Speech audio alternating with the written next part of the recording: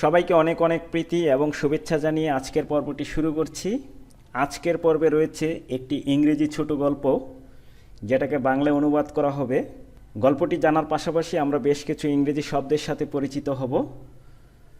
এই গল্পটি নেওয়া হয়েছে একাদশ দ্বাদশ শ্রেণীর এবং আলিম শ্রেণীর ইংলিশ ফর টুডে বই থেকে, ইউনিট 12 লেসন 4 থেকে নেওয়া হয়েছে। গল্পের নাম হলো the old man at the bridge. গল্পের লেখক হলেন আর্নেস্ট হেমিংওয়ে। এই গল্পের মাধ্যমে আমরা তৎকালীন সমসাময়িক অবস্থার সাথে পরিচিত হতে পারব। যেহেতু ইউনিটের নাম হলো পিস অ্যান্ড কনফ্লিক্ট, এই গল্পের মধ্যে একটি যুদ্ধের প্রতিচ্ছবি ফুটে উঠবে এবং সেখানে দেখতে পাবো যে বৃদ্ধ লোকটির সামনে কিভাবে একটি অনিশ্চিত ভবিষ্যৎ অপেক্ষা করছিল। যুদ্ধ একটি দেশকে যেমন ধ্বংস করে দেয়, সমাজকে বিশৃঙ্খলার দিকে ঠেলে দেয়, তেমনি এই সমাজে, এই দেশে যারা নিরীহ, যারা কোনো দল করেন না, যারা রাজনীতি নিয়ে মাথা ঘামান না, তারা কিভাবে ক্ষতিগ্রস্ত হন, এই গল্পের মাধ্যমে আমরা সেটা জানতে পারবো। এটি 1938 সালের একটি ঘটনা। স্পেনের গৃহযুদ্ধের একটি চিত্র ফুটে উঠেছে। গল্পটি শুরু করার আগে আমরা লেখক সম্পর্কে একটু ধারণা নিয়ে আসি। গল্পের লেখক ইতিমধ্যে আমরা জেনেছি আর্নেস্ট হেমিংওয়ে। তিনি জন্মগ্রহণ করেছেন 1899 সালে এবং মৃত্যুবরণ করেছেন 1961 সালে। তিনি একজন আমেরিকান লেখক ছিলেন। তিনি নোভেলস এবং শর্ট স্টোরি লিখেছেন। হি created A style of writing using short simple sentences. তিনি শর্ট এবং সিম্পল সেন্টেন্স দিয়ে লিখতেন। Received the Nobel prize for literature in 1954। 1954 সালে সাহিত্যের জন্য নোবেল প্রাইজ পেয়েছেন, যেটা পৃথিবীর সর্বোচ্চ সম্মানজনক পুরস্কার হিসেবে বিবেচিত হয়। Hemingway drove an ambulance during World War First. প্রথম বিশ্বযুদ্ধে তিনি অ্যাম্বুলেন্স চালিয়েছেন। And later worked in France and Spain as a journalist. পরবর্তীতে ফ্রান্স এবং স্পেনে সাংবাদিক হিসেবে কাজ করেছেন, reporting on World War the Second and the Spanish Civil War. স্পেনের গৃহযুদ্ধ এবং দ্বিতীয় বিশ্বযুদ্ধের সংবাদ আহরণ করেছেন। His novels were about the loves and the adventures of tough man. তার নোবেলগুলো ছিল, তার উপন্যাসগুলো ছিল টাফ ম্যানদের অ্যাডভেঞ্চার এবং লাভ নিয়ে। তার বিখ্যাত কিছু উপন্যাসগুলো হলো দ্য সান অলসো রাইজেস 1926 সালে প্রকাশিত হয়েছে, এ ফেয়ারওয়েল টু আর্মস 1929 সালে প্রকাশিত হয়েছে, for whom the bell tolls 1940 সালে, এবং the old man and the sea 1952 সালে প্রকাশিত হয়। যদি সময় পান অবশ্যই এগুলো পড়ে নেবেন, নিঃসন্দেহে আনন্দ পাবেন, কারণ এগুলো খুব বেশি দিন আগের নয়, কাজেই ভাষা অনেকটাই বোধগম্য পাবেন। When Hemingway became ill he shot himself at his home in Idaho. তিনি যখন অসুস্থ হয়ে যান তখন আইডাহোতে নিজ বাসভবনে তিনি নিজেকে গুলি করলেন, অর্থাৎ তিনি সুইসাইড করলেন। এই ছিল লেখক পরিচিতি। আশা করি মোটামুটি ধারণা পেয়েছেন। তারপরও আমি একটু বলছি। প্রথম বিশ্বযুদ্ধে তিনি অ্যাম্বুলেন্স চালিয়েছিলেন। পরবর্তীতে তিনি সাংবাদিকতার পেশা গ্রহণ করেন। দ্বিতীয় বিশ্বযুদ্ধ এবং স্পেনের সিভিল ওয়ারের তথ্য সংগ্রহ করেন। তার বিখ্যাত কিছু উপন্যাস আপনারা জানতে পেরেছেন। চলুন আমরা গল্পে ফিরে যাই। আশা করি গল্পটি আপনাদের ভালো লাগবে, গল্পটি আপনারা উপভোগ করতে পারবেন এবং ইংরেজি শেখার ক্ষেত্রে আপনাকে অনুপ্রাণিত করবে। আর যদি আপনি সাহিত্যপ্রেমী হয়ে থাকেন সেক্ষেত্রে গল্পটি আপনার কাছে আরও বেশি উপভোগ্য হয়ে উঠবে। তাহলে গল্পের নাম হলো the old man at the bridge, লেখক আর্নেস্ট হেমিংওয়ে। এই সম্পর্কে আমরা ধারণা পেয়েছি। চলুন গল্পটা শুরু করি। An old man with steel rimmed spectacles and very dusty clothes sat by the side of the road. একজন বৃদ্ধ ব্যক্তি স্টিলের ফ্রেমের চশমা পরিহিত এবং ভেরি ডাস্টি ক্লথস ধুলো ময়লা মাখা পোশাক পরিহিত সেট বসলেন by the side of the road, রাস্তার পাশে বসলেন। একজন বৃদ্ধ লোক স্টিলের ফ্রেমের চশমা পরিহিত অবস্থায়, ধুলা ময়লা মাখা পোশাক পরিহিত অবস্থায় রাস্তার পাশে বসলেন। There was a pontoon bridge across the river. নদীর উপরে একটি পন্টন ব্রিজ ছিল। পন্টন ব্রিজ অর্থ হলো ভাসমান ব্রিজ, অস্থায়ী ব্রিজ। আপনাদের একটু ছবি দেখাই তাহলে বুঝতে সুবিধা হবে। এই যে আপনারা এখানে অনেকগুলো পন্টন ব্রিজ দেখতে পাচ্ছেন। আপনারা যদি গুগলিং করেন, পন্টুন ব্রিজ লিখে যদি সার্চ দেন, অনেক ব্রিজের উদাহরণ চলে আসবে। এই যে অস্থায়ী ব্রিজ, ভাসমান ব্রিজ, এগুলো যেমন তাড়াতাড়ি নির্মাণ করা যায় এবং তাড়াতাড়ি তুলেও ফেলা যায়। And carts, trucks and men, women and children were crossing it. Carts বলতে ঘোড়ার গাড়ি বোঝায়, 2 চাকা 4 চাকা হতে পারে। ট্রাকস, মেন, পুরুষ, নারী, শিশু, তারা এটা পার হচ্ছিল। The mule drawn carts, mule হলো গাধা এবং ঘোড়ার একটি সংকর জাতি।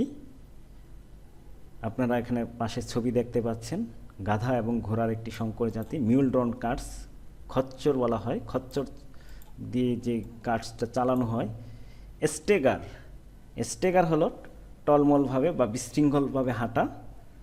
To walk with unsteady steps, এমনভাবে হাঁটা যেন পরে যাবে যাবে এরকম একটা ভার্ব, তাকে স্টেগার বলা হয়। স্টেগার আপ, উপরে উঠছে। দ্য স্টিপ ব্যাঙ্ক, স্টিপ হলো অনেকটা খাড়া, ঢালু। ফ্রম দ্য ব্রিজ, যেহেতু এটা ভাসমান ব্রিজ, 2 পাশ উঁচু, এটাই স্বাভাবিক। উইথ সোলজার্স, ওগুলোতে সোলজার রয়েছে, সৈন্য রয়েছে, কারণ ওখানে একটা যুদ্ধ ভাব, যুদ্ধ পরিস্থিতি বিরাজ করছে। Push against the spokes, spoke চাকা, কেন্দ্র থেকে চাকার চারপাশে যে সংযোগ করে রডগুলো, সেগুলোকে স্পোক বলা হয়। স্পোকস অফ দ্য হুইলস, তারা স্পোকগুলোকে ধরে গাড়িটাকে উপরে উঠতে সাহায্য করছে। The trucks ground up and away, heading out of it all and the peasants plodded along the ankle deep dust. এখানে ট্রাক আসছে, চলে যাচ্ছে, এবং পিজেন্টস যারা কৃষক রয়েছে, প্লডেড ভারী পায়ে এগিয়ে যাচ্ছে, মন্থর গতিতে চলা, কারণ they are tired. Plodded along the ankle deep dust, টাকনু পর্যন্ত ধুলার মধ্যে দিয়ে তারা এগিয়ে চলেছে। অর্থাৎ এই দৃশ্যগুলো দ্বারা বোঝানো হচ্ছে রাস্তাটি অনেক ব্যস্ত, সবাই যে যার কাজে ব্যস্ত, গাড়ি চলছে, ট্রাক চলছে, নারী পুরুষ পার হচ্ছে, সৈন্যবাহিত মিউলড্রন কার্টসগুলো ব্রিজ পার হচ্ছে, ট্রাক এসে জড়ো হয়ে আবার চলে যাচ্ছে, কৃষকেরা হেঁটে যাচ্ছে টাকনু পর্যন্ত ধুলোর মধ্যে দিয়ে। কিন্তু the old man sat there without moving, বৃদ্ধ লোকটি ওখানে বসে আছে কোনো নড়াচড়া না করেই। He was too tired to go any farther, তিনি এতই ক্লান্ত ছিলেন যে তিনি আর যেতে পারছিলেন না। এখান থেকে একটি কথা বোঝা যাচ্ছে যে তিনি অনেক দূর হেঁটে এসেছেন, তিনি ক্লান্ত হয়ে বসছেন, তিনি আর হেঁটে যেতে পারছেন না, অথবা হেঁটে যাওয়ার মতো তার ক্ষমতা নেই। It was my business to cross the bridge, যার মুখ থেকে গল্পটা নিঃসৃত হচ্ছে, যিনি গল্পটা বলছেন তিনি বলছেন ইট ওয়াজ মাই বিজনেস, এটা হলো আমার দায়িত্ব, টু ক্রস দ্য ব্রিজ, ব্রিজটাকে ক্রস করা, ব্রিজটি পার হওয়া। Explore the bridge head beyond, bridge হেডের ওপাশে কী আছে সেটা পরীক্ষা নিরীক্ষা করা। And find out to what point the enemy had advanced, শত্রুরা কতদূর অগ্রসর হয়েছে সেটা খুঁজে বের করা। তাহলে বোঝা যাচ্ছে যিনি গল্পটা বলছেন তিনি একজন সৈনিক। একজন সৈনিকের মুখ থেকে আমরা এখন গল্পটা শুনতে যাচ্ছি, এ ব্যাপারে আমরা একটা ধারণা পেলাম। আই ডিড দিস, এই কাজটা আমি করেছি, ব্রিজ পার হয়েছি, এগিয়ে দেখে এসেছি শত্রুপক্ষের সৈন্যদের দেখা যায় কিনা। And return over the bridge, আবার ব্রিজে ফিরে আসলাম। There were not so many carts now and very few people on foot but the old man was still there. এখন গাড়ির সংখ্যা আরও কমে গেছে, আর ভেরি ফিউ পিপুল মানে নাই বললেই চলে, 2-1 জন আছে, অন ফুট হেঁটে যাচ্ছে, but the old man was still there, চারপাশে নীরব হয়ে যাচ্ছে, রাস্তা ফাঁকা হয়ে যাচ্ছে, কিন্তু বৃদ্ধ লোকটি এখনও বসে আছেন সেখানে। Where do you come from I asked him, সৈন্যটা তাকে জিজ্ঞাসা করলো আপনি কোথা থেকে এসেছেন। From San Carlos he said and smiled, তিনি হাসি দিয়ে বললেন আমি এসেছি সান কার্লোস থেকে। That was his native town and so it gave him pleasure to mention it and he smiled. আমরা যখন আমাদের মাতৃভূমি জন্মস্থানের কথা বলি তখন কিন্তু গর্বে আমাদের বুক ভরে যায়, আমরা আনন্দ অনুভব করি। বৃদ্ধ লোকটির ক্ষেত্রেও কিন্তু তাই হয়েছে, তিনি যখন তার নিজ জন্মস্থানের কথা বললেন তখন এটা তাকে প্লেজার দিয়েছে, তাই তিনি হেসেছেন, হাসি দিয়েছেন।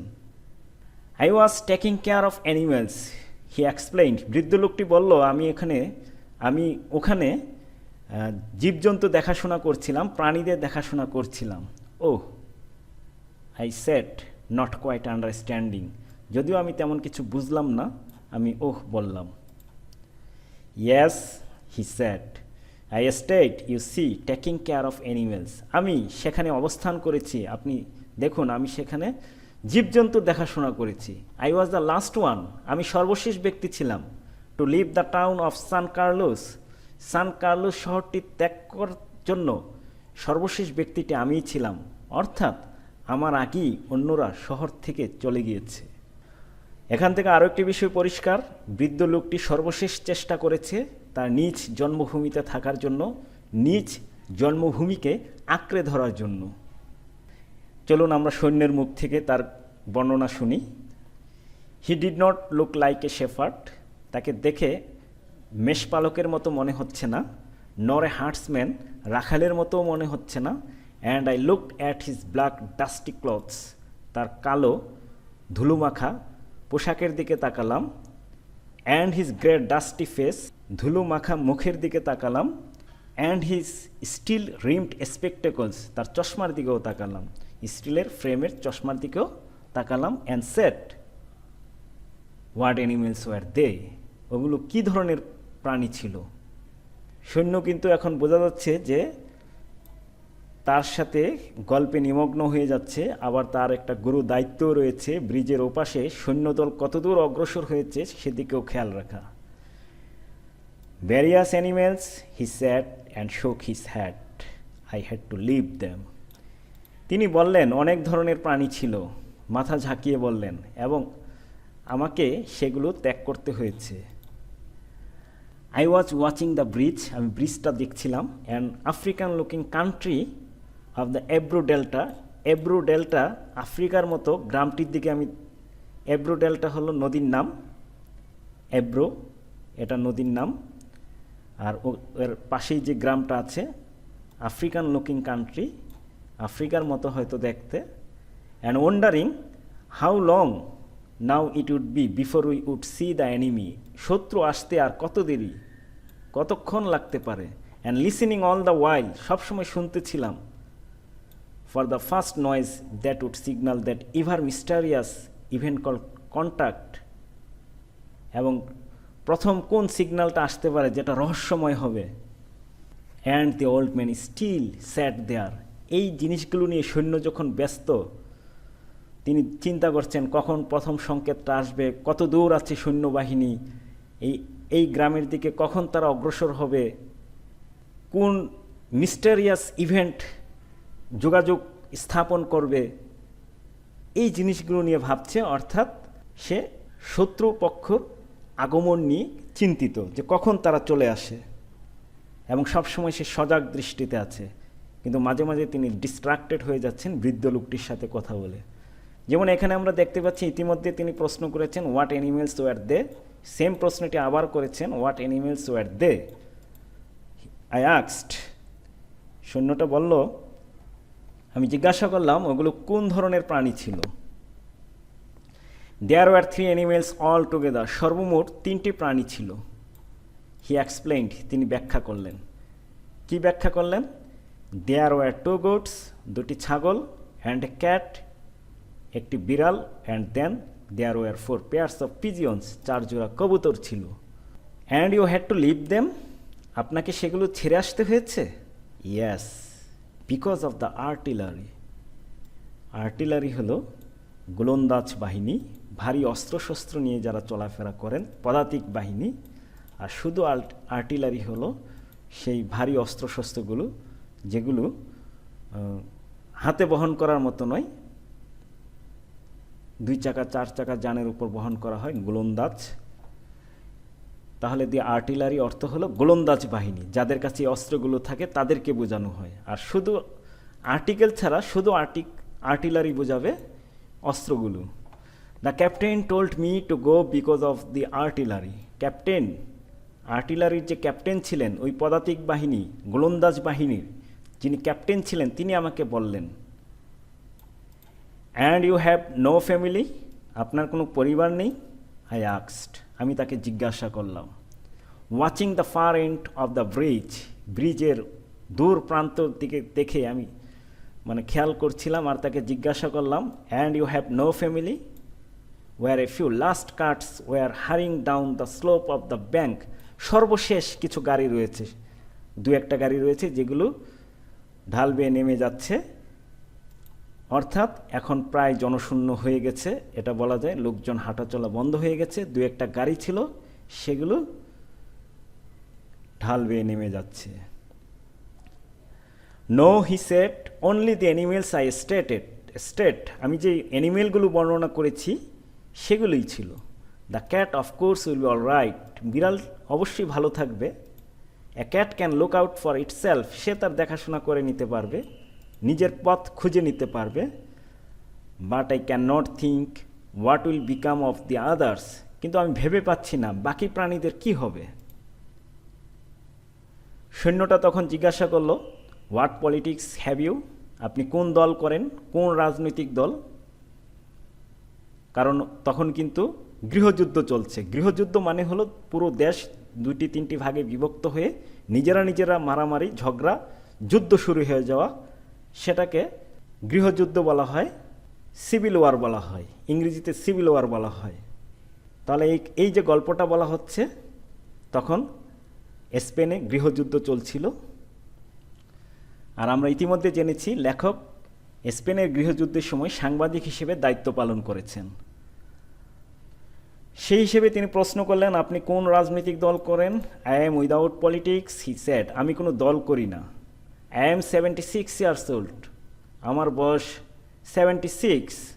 I have come 12 kilometres now and I think now I can go no further, আমি 12 কিলোমিটার এসেছি আর আমি এখন ভাবছি আমি আর যেতে পারবো না।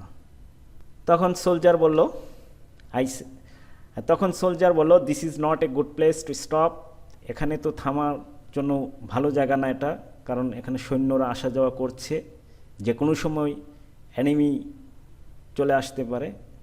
If you can make it, there are trucks up the route were it fox for Tortosa, আপনি যদি পারেন তাহলে এখানে অনেক ট্রাক যাচ্ছে এই রাস্তা দিয়ে, যে রাস্তাটা ভাগ হয়ে টর্টোজা চলে গিয়েছে, আপনি একটি ট্রাকে উঠে যেতে পারেন। আই উইল ওয়াইট এ ওয়াইল, হ্যাঁ আমি যাব, অপেক্ষা করো একটু। হি স্যাট, তিনি বললেন, and then I will go, তারপর আমি চলে যাব। Where do the trucks go, ট্রাকগুলো কোথায় যাচ্ছে? Towards Barcelona. I told him, আমি তাকে বললাম এগুলো বার্সেলোনার দিকে যাচ্ছে। বার্সেলোনা একটি স্পেনের প্রসিদ্ধ শহর এবং একটি ফুটবল টিম রয়েছে বিখ্যাত, মোটামুটি খেলাধুলার সাথে যারা পরিচিত তারা এই নামটি শুনে থাকবেন।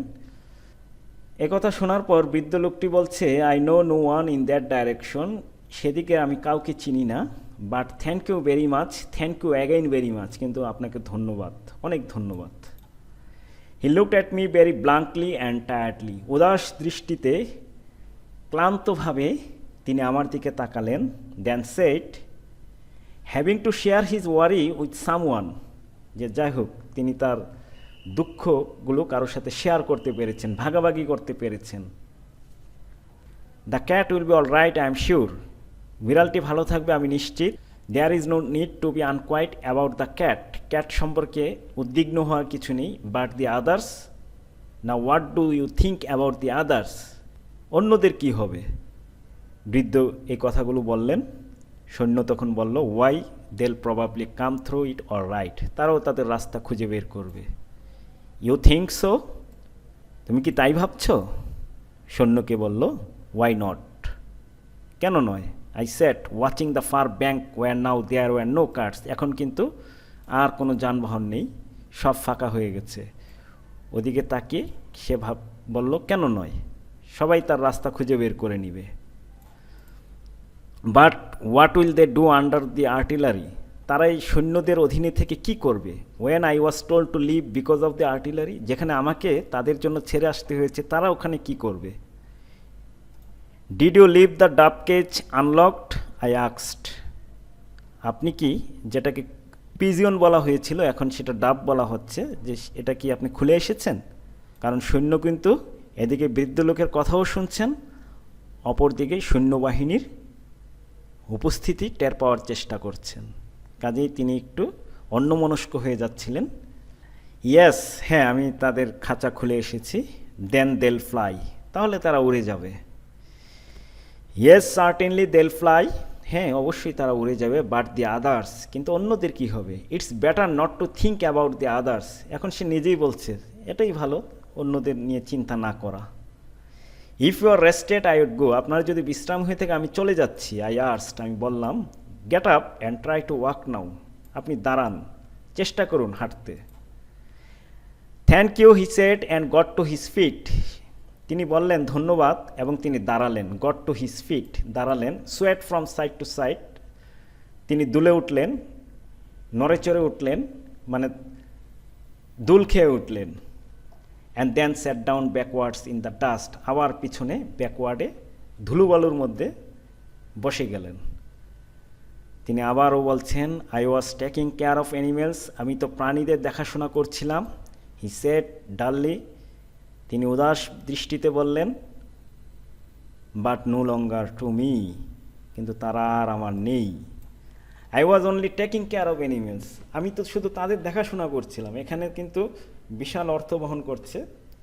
আমি কোনো দল করি না, আমি কোনো কিছুর আগেও নেই পিছেও নেই, আমি জাস্ট কিছু জীবজন্তু নিয়ে ওখানে বসবাস করছিলাম। আমার দ্বারা কারো ক্ষতি হওয়ার কোনো সম্ভাবনা ছিল না, কারো উপকার হওয়ারও সুযোগ ছিল না। তাহলে কেন আমাকে শহর ছেড়ে চলে আসতে হলো? এই লাইনটির ইনার মিনিং এটাই হতে পারে। সৈন্য তখন ভাবছে there was nothing to do about him, তার সম্পর্কে আমার কিছুই করার নেই। It was Easter Sunday and the fascist, এটা ছিল ইস্টার সানডে, খ্রিস্টানদের একটি ধর্মীয় উৎসব, যে দিনটাতে বিলিভ করা হয় জিসাস ক্রাইস্ট তাকে হত্যা করার পর তিনি আবার পুনরুজ্জীবিত হয়েছিলেন। And the fascist were advancing toward the Ebro, আর ফেসিস্ট বলতে যারা ফেসিজমকে লালন পালন করে, ফেসিজমে বিশ্বাসী যারা, তাদেরকে ফেসিস্ট বলা হয়। আর ফেসিজম বলা হয় সেই জিনিসটাকেই যারা সেন্ট্রাল গভর্নমেন্ট চায়, বিরোধী দলকে সমর্থন করে না, একনায়কতন্ত্র প্রতিষ্ঠিত করতে চায়, সেটাকেই ফেসিজম বলা হয়। এবং যারা এটাকে সাপোর্ট করে তাদেরকে ফেসিস্ট বলা হয়। তারা এব্রোর দিকে অগ্রসর হচ্ছিল। ইট ওয়াজ এ গ্রে ওভারকাস্ট ডে, এটা একটি ধূসর মেঘাচ্ছন্ন দিন উইথ লো সিলিং, এবং খুব নিচু হয়ে আছে ম্যাঘগুলো। So their planes were not up, তাই তাদের বিমানগুলো উপরে ওঠেনি। That and the fact that cats know how to look after themselves was all the good luck that old man would ever have. তাহলে সবচেয়ে যে জিনিসটা উল্লেখ করার মতো, বৃদ্ধ লোকটার খুশি হওয়ার মতো যে বিষয়টা, গুড লাক যে জিনিসটা, সেটা হলো বিড়াল তার দেখাশোনা করতে পারবে। এই ভেবেই বৃদ্ধ লোকটা আপাতত কিছুটা স্বস্তি পাচ্ছে। কিন্তু গল্পটা কিন্তু এখানেই শেষ হয়ে গেছে। অর্থাৎ ছোট গল্পের বৈশিষ্ট্যই এটা, যে শেষ হয়েও হইল না শেষ, একটা অতৃপ্তি থেকে যায়, অপূর্ণতা থেকে যায়। এরপরে কি হলো বৃদ্ধ লোকটির?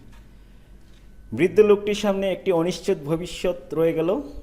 একদিকে রাস্তা জনশূন্য হয়ে গেল, চারিদিকে ফাঁকা, অপরদিকে আধার ঘনিয়ে আসছে, মেঘ নিচু হয়ে আসছে, যে কোনো সময় ঝড় তুফান শুরু হবে।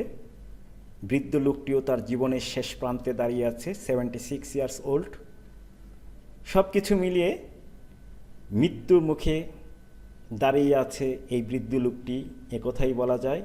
এক আনসার্টেন ফিউচার, যেখানে ওই সৈন্যের কিছুই করার ছিল না। এটি 1938 সালের একটি ঘটনা। স্পেনের গৃহযুদ্ধের একটি চিত্র ফুটে উঠেছে। এই গল্পে দেখানো হয়েছে একটি সাধারণ মানুষ কিভাবে ক্ষতিগ্রস্ত হয়েছে এই গৃহযুদ্ধের দ্বারা। যদিও তিনি কোনো দল করেননি, তার কোনো লোকজন ছিল না, তার কোনো পরিবার ছিল না, এমন ব্যক্তিও এই যুদ্ধের কারণে ক্ষতিগ্রস্ত হয়েছে। এই ছিল আর্নেস্ট হেমিংওয়ের একটি অসাধারণ গল্প। আশা করি গল্পটি সবার ভালো লেগেছে। এই ধরনের আরও গল্প শোনার জন্য, গল্প পাওয়ার জন্য, গল্পের মাধ্যমে ইংরেজি শেখার জন্য চ্যানেলটি আপনি সাবস্ক্রাইব করে রাখতে পারেন। যদি আপনি সাবস্ক্রাইব করে রাখেন, সুবিধা হলো পরবর্তীতে আমরা যখন যে কোনো ভিডিও আপলোড দিব আপনার কাছে এমনিতেই স্বয়ংক্রিয়ভাবে পৌঁছে যাবে। আমাদের সাথে থাকুন, ভালো থাকুন। সবার সুস্বাস্থ্য দীর্ঘায়ু কামনা করে এখানেই শেষ করছি। আল্লাহ হাফিজ।